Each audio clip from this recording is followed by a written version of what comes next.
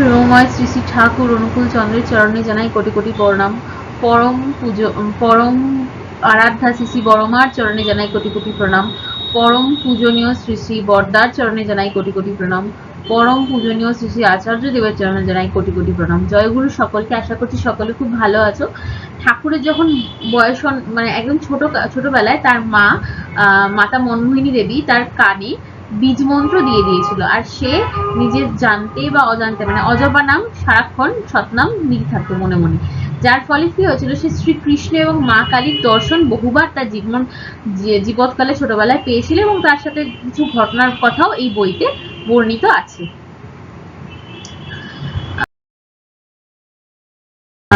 কখনো কখনো বালক দেখিতে পাইতেন শ্রীকৃষ্ণ আগমন করে অনতি দূরে বাবলা বৃক্ষতলে উপবিষ্ট হইয়া বংশীবাদন করিতেছেন। শ্রীকৃষ্ণ আগমন করিলে বালকের নাম করায় বিঘ্ন হইত বলিয়া তিনি শ্রীকৃষ্ণের আগমন ভালোবাসিতেন না। শ্রীকৃষ্ণ তাও আসিতেন, তাহার গাত্র স্পর্শ করিতেন, কথা বলিতেন। শ্রীকৃষ্ণ বলিতেন, কেন ভাই রাগ করো কেন, দেখ তোমার জন্য তোমাকে আমি কত ভালোবাসি ইত্যাদি। বালক বলিতেন, না ভাই এখন তুমি যাও। তিনি যাইতে চাইতেন না, তখন তিনি বিরক্ত হইয়া তাড়াইয়া দিতেন আর বলিতেন, যা ভাই বিরক্ত করিস না।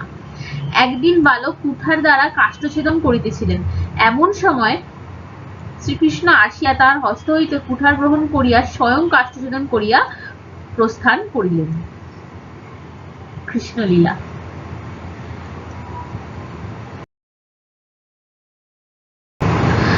শ্রী কালীমাতা কর্তৃক পরামর্শ দান ও ভোজন করান।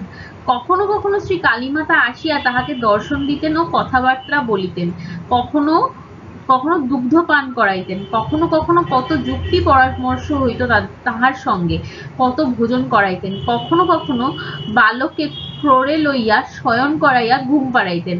একদিন ভাটি বনে বসিয়া ক্ষুধার্ত হইয়াছিলেন, মা কালী আসিয়া তাকে পায়েসান্ন ভোজন করাইলেন। এইরূপ অনেকবারই হয়েছিল।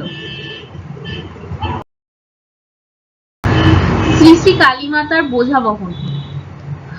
বাটির ভিত্ত কোন দূরবর্তী স্থান হইতে কতগুলো নারকেলের মস্তক বহন করিয়া আনেছিল। পথমধ্যে তাহার বড় কষ্ট হইতে দেখিয়া বালক নিজ মস্তকে নারিকেল বোঝা বহন করিতে লাগিলেন। কিছুদূর গমন করার পর ক্লান্ত হইয়া বললেন, মা আর তো পারি না। এমন সময় তিনি দেখিলেন শ্রী শ্রী কালীমাতা তাহার বোঝা মস্তক হইতে উচ্চ করিয়া বহন করিয়া লইয়া যাইতেছেন। যে কৃষ্ণ সেই কালী। আজকের ভিডিওটা এইটুকুনি। ভালো লাগলে সবাই শেয়ার করে দিও, আর ঠাকুরের আলোচনা আরো চলতে থাকবে।